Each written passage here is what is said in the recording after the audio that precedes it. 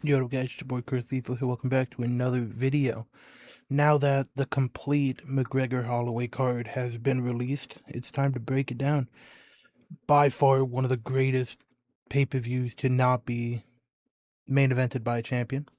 Obviously, fantastic card. This is going to be my first ever time watching Conor McGregor as an active UFC fan. Because the last time he fought was 2022? I think a little bit before that may have been. Oh no, 2021. So 5 years ago. Jesus Christ. Well, they added one fight to the card. As of like a couple hours ago, they added Fareed Basharat, who was originally meant to face Ethan Ewing. Ethan Ewing got injured, so now he's fighting John Garza. A lot of favorites on this card. I'm picking a lot of favorites. I honestly think I'm picking two underdogs or two or three underdogs, but this is gonna be a great card. The first four fights is gonna be like a 5 minute prediction because Jesus, easy fight. Costa's stepping in on short notice to fight Durden. The original fight was Cody Durden versus Ode Osborne. Costa is coming off of a KO win against Matt Schnell, I believe, and Stuart Nickel. As you can tell from Cody Durden's record, he's not really, that great. And I think the odds are honestly a little bit disrespectful to Costa. I think Costa is better than Durden in every aspect of MMA. Costa has better jiu-jitsu, better submissions, much more power, much better striking, better defense, better wrestling. I don't know. I think I'd give Durden the actual wrestling aspect, but Durden's he's been finished quite a lot in his recent fights. 2 out of his last 4 losses were by finish. He has a massive tendency to get submitted. I think 6 of his losses are submission. Yeah, 50% of his losses are due to submissions. He has horrible submission defense, but I don't think this plays a part in this fight. I think it could, because I think Durden shoots some empty takedowns and could get his head stuck in a guillotine or triangle choke or some shit. But I think Costa just knocks him out cold. We saw Jose Ochoa knock him out, and I think Costa has a lot more power, and I think he's going to find that shot early. I think Costa's a top 15 flyweight in the world. He's not ranked. This is definitely going to get him ranked. Honestly, after Durden's Namjar Temporal fight, I wanted him to get cut from the UFC. He's just taking punishment. He gets hit a lot in his fights. He takes a bunch of damage. His chin is definitely deteriorating.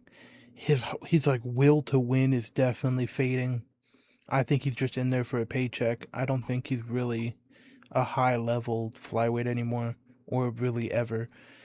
I think Costa wins this one by KO. Relatively early. I'm gonna go round 1 KO. I can't see Durden winning that. Moving on to Ryan Gandra versus Zachary Reese. What a shit fight. These two fighters are both incredibly ass. But I think Gandry's gonna win this one. And I'm gonna go round 1 KO for Gandry. Zachary Reese is a weird case study because he has everything to be a really high level fighter. He has pretty good jiu-jitsu, he has good wrestling, he has good striking, but just the complete package isn't there. His fight IQ is terrible, he makes horrible decisions, he has really bad cardio, his chin is glass, he's incredibly hittable. He gets caught in like really bad positions all the time. I mean, the Mikel Pereira had him hurt on a multiple occasions, and going to decision with Pereira and having like an arguable robbery or arguably like a he got if Pereira would have lost this fight, it would have been a robbery. And Azamat, I mean, Dusko is not a good fighter. Jackson McVeigh, I'm really high on Jackson McVeigh, but he got lucky in that fight. I don't know how the referee didn't stop that fight. He takes too much damage. Zachary Reese takes way too much damage, low fight IQ, and he's just way too vulnerable to be hit on the feet. And against a power hitter like Gandry, who has a ton of power in his hands, and he's just a pretty well-rounded striker, I think Gandry finds the KO. Gandra, he has good takedown defense. I don't think that's really going to be an option for Reese. I mean, he has a few submission wins, but the way he's going to win this fight is by KO. He has a lot of power. He has pretty fast kicks. He has a pretty good kicking game for middleweight. Solid chin. He's coming off of a win against Jose Medina. Not really much to say. He starts very fast. He finds the KO in the first round. Modified triangle choke or mounted triangle choke. I didn't watch that fight. I just think Gandra is better. I think Gandra is going to start fast, be aggressive, walk Reese down, and hurt him really badly in the first round and probably get a ground and pound finish. I think this is Reese's last fight in the UFC. Moving on. Really interesting fight. I would love to see the odds on this one. Because, well, I like the actual betting odds. Because I watched tape today, like a few hours ago. You can see it's 4 a.m. I watched tape a few hours ago on John Garza. He's really young. He's 23 years old. 6-1. He's incredibly talented. I mean, he lost his pro debut, I believe. Was it his debut? Or was it his second fight? Yeah, he lost his second fight. He did pretty well in. Has he fought? Well, let's see the people he goes against. 4-1, 3-1, 1-1. I mean, he was on the way to challenge for a championship bout in Fury. This was for a championship belt. He's really good. I mean, I'm going Farid Basharat because I think Farid Basharat is an incredibly underrated bantamweight, and he deserves to be ranked in bantamweight. But I think Garza is going to make this close. Farid has a tendency of fighting really close. A ton of arguable robberies. He did not beat Gene Matsumoto. I mean, Chris Gutierrez is a ghost of what he used to be. Victor Hugo, he hasn't really beat anyone that incredibly high level. But the way he fights, he fights for a decision. Garza does not fight for a decision. I think Farid's going to be the better counter striker in this one. I think he's going to be able to capitalize on the openings that Garza gives him. I think he's going to land the more accurate shots. I think he can implement wrestling in this game, in this fight. I think he can get down Garza. And I think Farid is just a little bit too high level for Garza at the moment. But in defense of Garza, I am going to tell you what he's really good at. Because he is incredibly talented. It is unfair of him. It is unfair to give this dude this high level of a competition. He's a very entertaining fighter. Really good boxing. I really like his boxing. He's very fast. He has power in his hands. Really good head movement. He is fairly strong. He has pretty good offensive wrestling, but he doesn't utilize it too often.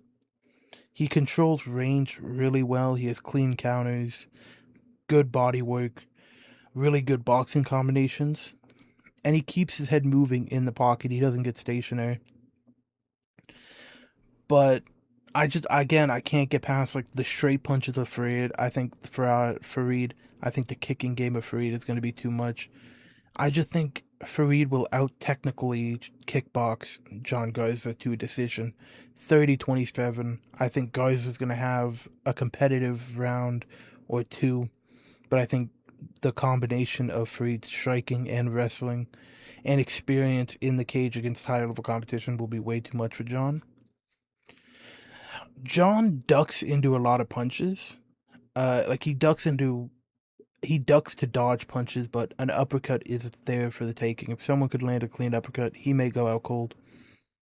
He gets angry when he gets hit. He fights with a lot of emotion, which does get him caught sometimes. And he feels like he needs to get back at the opponent when he gets hit. If he gets hit clean, he'll blitz forwards and try and land back to get his punches back. Uh, he often gives up his neck in like get up situations or scrambles, or even his own takedowns. He gives up his neck quite a bit, so that could be a problem for future fight. Future opponents. I don't see that being a problem with Freed because Freed's not really much of a submission threat. But I think the lateral movement of Fareed's going to give John problems on the feet. John really likes to walk his opponents backwards and to tee off on him. I think it will be a little hard for Garza to track Fareed down, and I think Basharat's going to have his way with Garza in the wrestling department. So I think this is going to go to decision. So I think Fareed Basharat 30-27. Damian Pinas versus Cesar Almeida. This should not be as close as it's being made. I don't think Cesar Almeida's all that high level. He was almost knocked out cold by Abdul Al-Hassan. Io Pateria gave him a competitive fight, and he beat Cesar Oleksiejczuk. Oh, he got knocked out. Oh, he didn't get knocked out. He went to decision with Cesar Oleksiejczuk, who was Mikel Oleksiejczuk's brother. Damian Pinas made his debut against Wes Schultz, who was a horrendous striker 4 months ago. Pretty much, Damian Pinas is very raw. He's not incredibly technical on the feet. He is incredibly powerful, however. He's incredibly powerful, however. And I think that's going to give Cesar a problem. And I think Damian Pinas is actually going to knock out Cesar Almeida in the first round. I don't think Cesar Almeida has faced the power Pinas offers inside the MMA ring. Because yes, I know Almeida has fought Alex Pereira, but that was in Glory Kickboxing. Yeah, I mean, in Caesar's defense, how old is he? 40? Yeah, he's old. He's 38. He's on the back end of his career. I mean, Caesar has shown that he is pretty durable. He has a good chin, pretty good cardio. He can maintain a solid pace for all 15 minutes. Lethal kicks. He has really devastating kicks, devastating power. He has good combinations. He's able to cut off the cage and maintain distance very well against opponents who aren't as aggressive as Pinas. That's what my concern is, because Pinas has a good ability to cut off the cage, get in the pocket, and just land. And I don't think Pinas is going to respect Almeida's power in this one, and I think that doesn't bode well for Almeida. Because the pressure of Pinas, the explosiveness of Pinas is going to be a lot. He's very athletic, he's very fast. He cuts off the cage, he's very fast, high volume. Every punch he throws has fight-ending implications. He'll mix it up to the body before mixing it to the head. He can cut off the cage very successfully, and that's where I think he finds the finish. I think Cesar backs up. I think Cesar's going to be too content to look for the counter, to look for his openings, and not take the front foot. And I think that's where he gets cut off. And I think Cesar gets hit on the chin clean and goes out and probably gets a lot of unnecessary ground and pound. Yeah, I just can't see Damian Pinas. I thought this would have been like a minus 300, minus 400, but he has really good value at the KO prop too. I definitely think Pinas is going to beat Cesar Almeida. And I don't know where Cesar Almeida goes after this, because he's what, 8-3 or 7-2 in the UFC or in MMA, 38. He's not going to be a title contender. I don't know. I mean, I think the UFC will cut him after that one. Kong Wang versus Tracy Cortez. Now, in my prediction, I did all of these predictions way before the actual fight odds came out. In my notes, I have Kong Wang. Like in my breakdown, I said I believe Kong Wang will be a minus 300 favorite against Tracy Cortez. She's a pick'em. At one point, she was like the plus 110 underdog against Tracy Cortez. I don't know why. Gabriel Fernandez choked her out, yes. Lucky ass head kick. Otherwise in that fight, Kong Wang was dominating from start of the bell to the end. Besides that one head kick, she does have. Honestly, I get why Tracy Cortez is not a massive underdog, but it's just a matter of the Kong Wang is so much better on the feet than Tracy Cortez. And Tracy Cortez is not the dominant wrestler. Like, Eduardo Mora is probably a better wrestler than Tracy Cortez. And yes, Eduardo Mora had a fucking horrible position on Kong Wang and almost choked her out in that second round. But Kong Wang fought out of it, denied most of Mora's takedowns, and was doing well in that fight. She won a decision, I think, right? Yeah, she won a decision. She got out of a bad position on the ground. And I think Tracy Cortez is not a submission expert. I think if she gets Kong Wang down, she'll look for control. She'll look for. Obviously, she has good submissions. But look at, like you could see decision. She got choked the fuck out last fight, but she does not go for submissions. She doesn't risk positions on the ground. She's a control over damage and submission type fighter. And I think Kong Wang's takedown defense is good enough to where I think Cortez will just settle on the feet and just strike with Kong Wang. And I think that bodes terribly for for Tracy Cortez. Kong Wang has crazy knockout power. She's incredibly fast. She has really slick boxing. She mixes in kicking really well with her combinations. She goes to the body. I have no negatives about Kong Wang's striking, while almost all of my negatives with Tracy Cortez is her striking. She has decent boxing, but she has no finishing potential. And I don't think she's dedicated to the MMA. I don't think she is 100% in on UFC.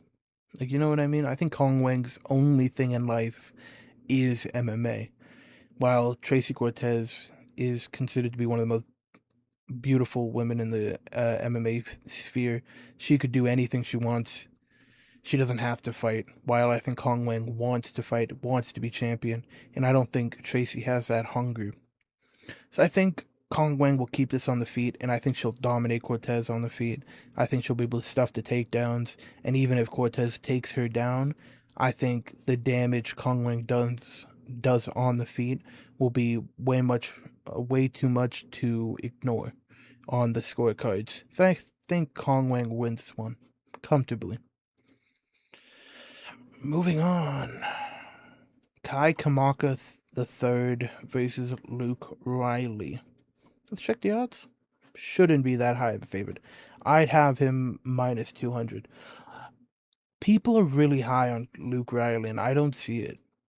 I think Luke Riley is going to get fraud checked if he ever goes against an incredibly powerful striker or an incredibly good wrestler. Not even an incredibly good wrestler, like an averagely good wrestler. Because in every one of the fights I watched for him, where he goes against someone who's like decently qualified in any type of wrestling, he gets fucking ragdolled for the first round and a half. Like, badly. like surprisingly badly. He's a chin merchant, in my opinion. I'm picking him to win. I am picking Luke Riley to win because I think, stylistically, I think he has a good chance of winning this, but Kai Kamaka is not a fucking slouch. He's really good. Ugly record, 8-7. He had one of the best fights of the year, top 3 fights in my opinion in the year against Dakota Hope, where he was getting hit with some fucking bombs. Dakota Hope 100% hits harder than Luke Riley, and he didn't really get he got wobbled in that fight, but he didn't really go down. He is a bit chinny. Let me check how many KOs he has. How many KOs he's been. Only 2 KOs. Not too bad. I think this goes to decision. that Bogdan Grad fucking fight, I just can't get out of my head that he was getting ragdolled that first round. Like, genuinely, like, no offense on his end. He just kept getting dragged back down. He has horrible wrestling defense. I think he gets fraud checked within the next two fights he loses. He's undefeated, right? Yeah. I think he loses within the next two fights. But I think he gets past Kai Kamaka. Kai Kamaka is definitely the much more technical of these two fighters. I think Kai Kamaka is really fast, really good counter striking. He gives underrated defense. His kicking game is phenomenal, especially his body kick. High volume, violent clinch knees. And he's all around really safe with his approach. He gets out of danger very well. He has good timing. He doesn't back up all too often. He kind of stands his base in most encounters. And he does have some offensive wrestling, though he doesn't utilize it too much. But, I mean, he does settle on the cage quite a bit if you are getting wrestled. He doesn't have power. He's very ineffective off his back foot. His chin obviously isn't the best. He does get wobbled quite a bit. And in that dirty boxing range, he gets clipped quite a bit. And he does get over aggressive at times. Luke Riley is just a really good boxer. Has clean, fast whipping kicks. Has a bunch of fucking heart. Really good chin. Doesn't give up on himself. Again, like I don't see why people think like I don't think Luke Riley becomes a ranked lightweight. His footwork is pretty clean. He's great pressure. Really good counter striker. Very aggressive. Constantly moves forwards, throwing big punches. He has a lot of power in his hands. He has a great chin, obviously. He's a really good finisher. How many of his finishes are by decision or by KO? 9 KOs. He has great instincts. He is very good on the feet. That's not where I think he's going to get fraud checked. I think just the boxing pressure of Luke Riley will be enough for Kai Kamaka to decide to fight on the back foot, try and land some leg kicks, body kicks. I just think he'll get outdone by the volume pressure and overall like power shots of Luke Riley.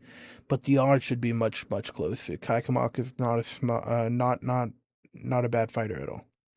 Luke Riley though, I don't like him. He's kind of like Paddy Pimblett, but I fuck with Paddy Pimblett a lot more. If you're going to life and death decision with Michael Aswell Jr., who just lost to fucking Gaston Bolaños, you really need to reevaluate. I'm gonna go Luke Riley here by decision. These next two fights are just absolute. Who cares? Adrian Yanez versus Cody Garbrandt. After that Zhao Long fight, I'm never picking Cody Garbrandt to win another fight in his career. Yanez has one of the worst robberies I've ever seen against Ricky Simone. Ricky Simone arguably lost 30-27 and somehow got a draw after knocking him down in the third round and nearly ending it. Yanez should win this fight easily. Yes, he's 1-3-1 in his last 5 fights, but the level of competition Cody Garbrandt has gone against, and the fact that Cody Garbrandt has zero chin, the fact that Cody Garbrandt is scared to engage, to wrestle, to get hit. He's afraid to get hit. He has almost lost all of his power by the looks of it. His defense is horrendous. His head movement is slower than ever. He's not as fast as he once was. He has no fast twitch muscle anymore. He gets hit clean quite a bit. His chin is gone, and the volume is just not there. He can't win a decision. I think Yanez is way too much for him. I think Adrian Yanez is some of the best boxing in the UFC. He's very clean on the feet, great pressure, great volume, great counter striking. He has power in his hands. I think he finds a KO against Cody Garbrandt. Ricky Simone has one of the best chins in the division, and he chinned Ricky Simone. I think he finds a KO. Honestly, there's no reason for me to break down this fight. Adrian Yanez finds a KO early. There's literally no chance in hell Cody Garbrandt wins this fight. Because Adrian Yanez has a good chin. I mean, he got KO'd by leg kicks by Jonathan Martinez, who fell off the face of the earth, by the way. Rob Font, that was a pretty bad KO to Rob Font, but Daniel Marcos, Ricky Simone, he robbed Zhao Lang, and it was horrible. It's horrible. Whatever. This is like Gable Stevens gonna fucking kill him in the first round. He's gonna kill Ellison. He's gonna kill Ellis. He's gonna. It's like there's no reason to break down. I'm not even gonna talk about Ellison. I'm just gonna tell you how good Gable Stevenson is, because there's really no reason to talk about the other dude. Gable Stevenson's really good. Obviously, he's very green in the MMA world. 3-0. Jesus fucking Christ. Ellison made his debut against Brendan Pericik. Pericik just KO'd him in the first round, as I predicted. Gable Stevenson's gonna kill him. Gable Stevenson's obviously one of the best wrestlers in the world. Very athletic. He has insane power at heavyweight. Really good chin. He has strong enough boxing to keep it competitive on the feet with pretty much any heavyweight. And that's about all I can say about him. He has great submission game. He has great ground and pound. Just everything's good with Gable Stevenson as far as we've seen. He's obviously not fought anyone good. He has lacking experience in MMA, all that. But like Ellison has terrible wrestling. That's what his biggest flaws in his game in the little tape I watched. He can get taken down easily by anyone. He has a horrible time of getting up. So I think this ends in under a minute. I think Gable Stevenson runs at Ellison. I think he takes him down and he just mounts him and ground and pounds him into the mat. I think that's how this fight goes. I think, honestly, the Gable Stevenson KO under 2.5 hits 100%. How many more fights are there? Hopefully I can get out of here by like 5:15, because it is obviously 5 a.m. Robert Whitaker moving up to light heavyweight versus Nikita Krylov.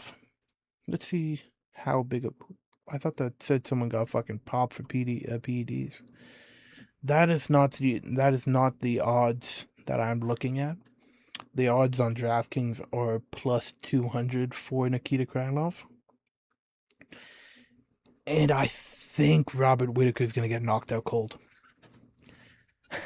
I think his chin is gone. The smart decision here is to pick Robert Whitaker. That's the smart decision.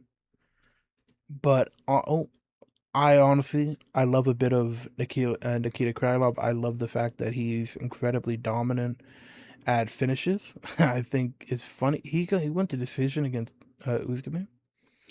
I think the fact that he gets a bunch of finishes is very cool. And I mean, obviously I love Robert Whitaker, but in all of the fights I've watched of Robert Whitaker, chinned by Dricus, raped by Hamzat. I mean, you lost to RDR. He beat Ikram, obviously a good win. He beat Costa pretty soundly. But I think moving up to light heavyweight, I think he's not used to the power that light heavyweight has. I think the speed of Robert Whitaker is not going to be as significant as it is at middleweight. Yes, Robert Whitaker capitalizes on opponents overextending, and that's one of my biggest flaws with Nikita Krylov, is that he overextends in almost all of his punches. But I mean, obviously Nikita Krylov does kind of have a glass chin as well, but I don't think Robert Whitaker has the power to capitalize on someone's vulnerable chin. I think if Nikita Krylov lands clean on Robert Whitaker, Whitaker goes out cold. Where vice versa, I don't think Robert Whitaker knocks out Krylov. I think if Whitaker wins this one, it's going to be by decision. If Krylov wins this one, it's going to be by finish. Whitaker, I don't really have to break down Whitaker. Whitaker has phenomenal boxing. Whitaker is one of the best fighters in the world at middleweight. He controls range beautifully, very explosive, great blitzing attacks, very well rounded. He maintains distance really well. Obviously, he has phenomenal takedown defense. He cuts off angles right before getting countered, which is pretty well. Great combinations, high volume, very good 1-2 head kick combo. Obviously, we all know he has really good wrestling, crafty takedowns, great scrambles, high level takedown defense, good get up game. Overwhelms his opponent with his volume, and he has phenomenal cardio. While Nikita Krylov is just very well rounded and incredibly dangerous, always. Nikita Krylov has a phenomenal karate style. He has phenomenal kicks, really high level kickboxing, insane power, insane wrestling as well. He has like a Russian style of wrestling. He has great takedowns, incredibly versatile submission game, incredibly versatile everywhere. He has incredible pace and pressure. His volume is 10 to none. Great clinch strikes. He's very creative with his combinations. He's fought so many good fighters. He went to tooth and nail decision against Magomed. Just all around, he's an incredibly high level fighter, but he's incredibly easily countered. He has poor fight IQ, very hittable, glass chin. So this fight is really hard to decide. But I don't think the move up to light heavyweight is gonna benefit Robert Whitaker. I think he's gonna be slower. I think he's still gonna be just as chinny. And I think Nikita Krylov finds that chin. I think Nikita Krylov hurts Robert Whitaker and gets him out of there in the first. I'm going to say second round. I think Nikita Krylov gets him out of there in the second round. Yeah, I think, yeah. Moving on to the main card, King Green versus Terrence McKinney. This is a hard one. I'm going T-Rex. I'm gonna go Terrence McKinney to win by first round KO. King Green is on a 4-fight win streak, right? 4-3. 3-fight win streak. But the thing you notice about both of these, finish. This is going to be, can Terrence McKinney finish King Green in the first round? Because if he can't, King Green is going to win this one.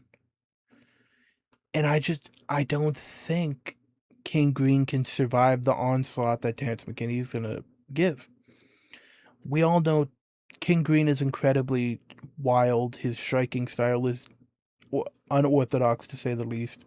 Incredibly high level boxing. But his hands are incredibly low, constantly. He uses head movement. He gets caught by fighters clean, often. He gets hit clean. And I just don't think you can spare getting hit clean by Terrence McKinney. We've seen that McKinney has like life altering power in his hands, where if you get hit by him, you go down. And with how bad King Green's chin has been shown to be, I think Terrence McKinney knocks him out in the first minute and a half. I can't see Terrence McKinney coming in with a patient approach. I think Terrence McKinney throws everything he has at King Green within the first 2 minutes of this fight to get him out of there, and I think he successfully does it. Terrence McKinney is also incredibly versatile. He has phenomenal jiu-jitsu. His submission game is high level. His striking game is obviously his bread and butter here. High level boxing, high level kicking. Zero defense. He gets hit clean constantly. He has no chin. He gets hilariously knocked out quite often, just like Johnny Walker. And yeah, there's just a lot of negatives in both of these fighters' games. Both it's terrible chin versus terrible chin. Terrence McKinney has no chin, has no cardio, been out of the second round, or been out of the first round one time in his career. I think he lost that fight. But I don't think this goes out of the second round. And Terrence McKinney is the greatest first round fighter of all time. And I think he continues that streak, that aura, and I think he finishes King Green in the first round. Yeah, I'm going to go Terrence McKinney first round finish. That's a lot of finishes on this card.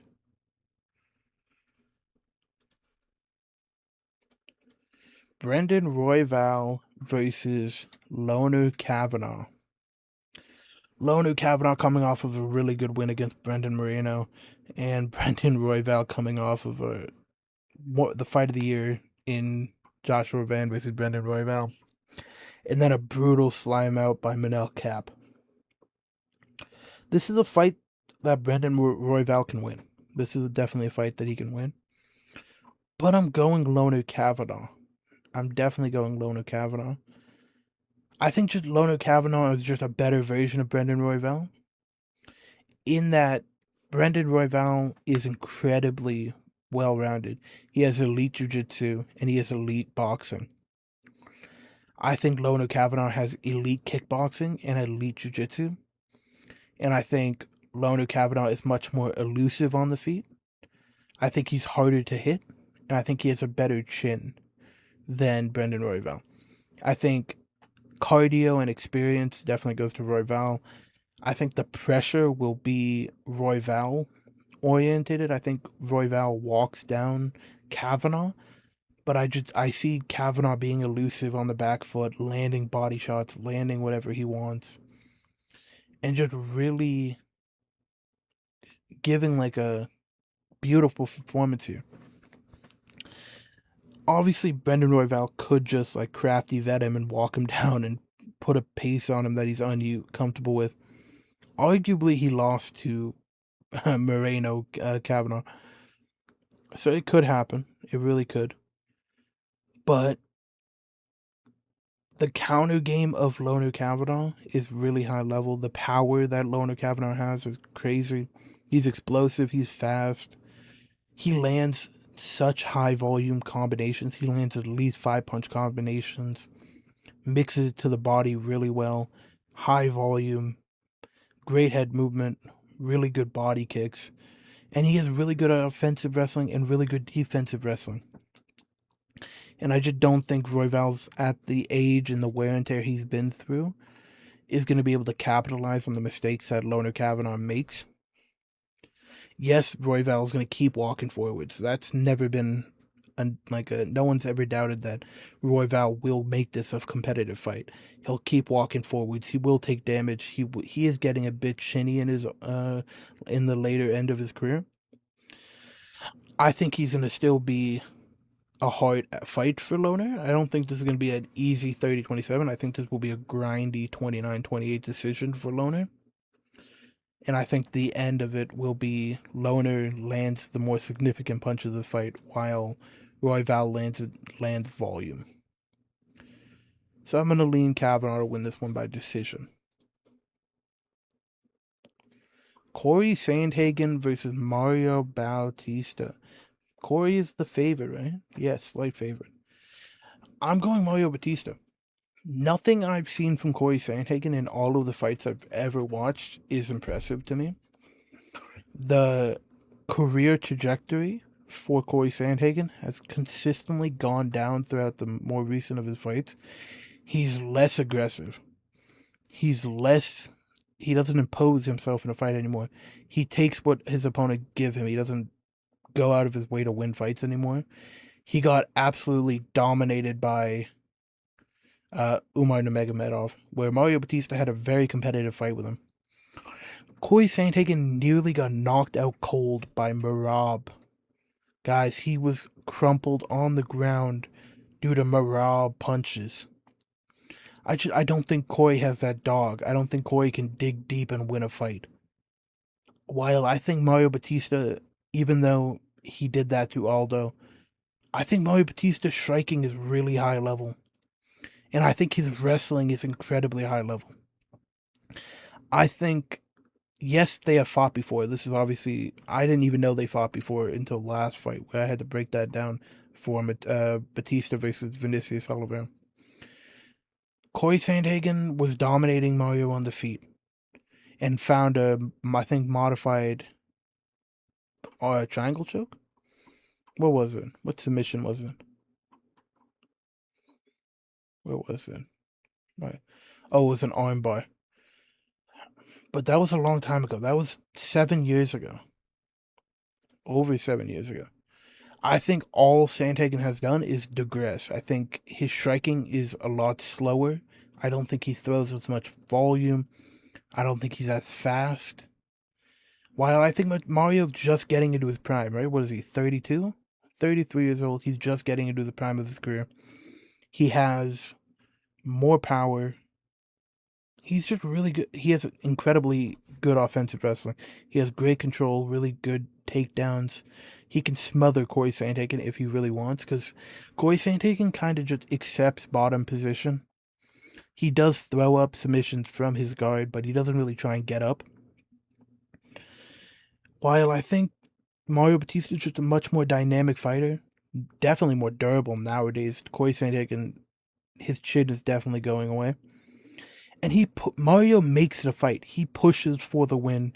He's very aggressive. He'll keep coming forwards. He has good head movement, good cardio, and he just has more avenues to win. I don't think Corey Sandhagen is going to be able to offensively wrestle Mario Batista. Obviously, we have seen Corey Sandhagen fail to get past anyone incredibly high level. What was his best win? Davison Figueiredo? Yeah, like every time Corey Sandhagen has been given a test, he's lost. And every time Mario Batista has been given a test, he's improved and shown significant improvement, while Corey Sandhagen has not. I'm going Mario Batista by 27 or 29-28 decision. Moving on to the two worst fighters in the lightweight division, Paddy the Baddy versus Benoit God of War Saint Denis. I'm going Paddy Pimblett by round 2 submission. I'm confident in that submission. Both of these guys are anti-technical. They have no technical ability. I think this is a stylistic matchup that Paddy Pimblett will thrive in. The counter ability of Paddy has no head movement, has incredibly high chin, has an incredibly high chin, terrible striking defense, but he has an ironclad chin. He does not go down. He does not get knocked out. And Benoit Saint Denis is very easily countered, has no technical ability, marches forwards, and just throws. I think Paddy Pimblett will be able to counter a lot of the strikes of Benoit Saint Denis. And I think he will be able to dominate Benoit Saint Denis in the grappling department. Watching that Moicano fight was eye-opening. I think Paddy Pimblett is a much better jiu-jitsu fighter than Moicano. So if Moicano is able to do that to Benoit Saint Denis, I think Paddy's going to be able to dominate him on the floor. But I don't think this fight ever actually gets to the ground for a prolonged period. I think this will be a mainly striking matchup. And I think Benoit Saint Denis will be on the front foot, constantly walking forward, throwing wild bombs, landing on Paddy, but Paddy not going down. And then we see probably a counter strike from Paddy hurt Benoit Saint Denis, and Benoit Saint Denis shoots one of those horrendous takedowns where he gives up his neck, and we have seen that Paddy the Baddy has some of the best ghillie chokes and triangle chokes and Darth chokes of any fighter in the lightweight division besides Charles Oliveira. And we saw that Dustin Poirier got that ghillie choke numerous times. And I think if Paddy gets that ghillie choke, Benoit Saint Denis going out cold. And I think that's what happens. I think Benoit Saint Denis shoots one of those sloppy takedowns as he always does, where he gives up his neck perfectly for a ghillie choke, and I think Paddy finishes it. I don't think Paddy has the power to knock out Benoit Saint Denis. We've never seen Benoit Saint Denis. Like, obviously, we saw him get knocked out cold by Dustin Poirier, but that is Dustin Poirier. And we've seen footage that Benoit Saint Denis has staph infection, really bad staph infection. So I think his cardio will be busted in this fight. I think if this fight goes the distance, if he goes all 3 rounds, I think Paddy wins on the scorecards. BSD takes a lot of visible damage, and I think that will lean into the part where Paddy wins rounds due to the visual damage.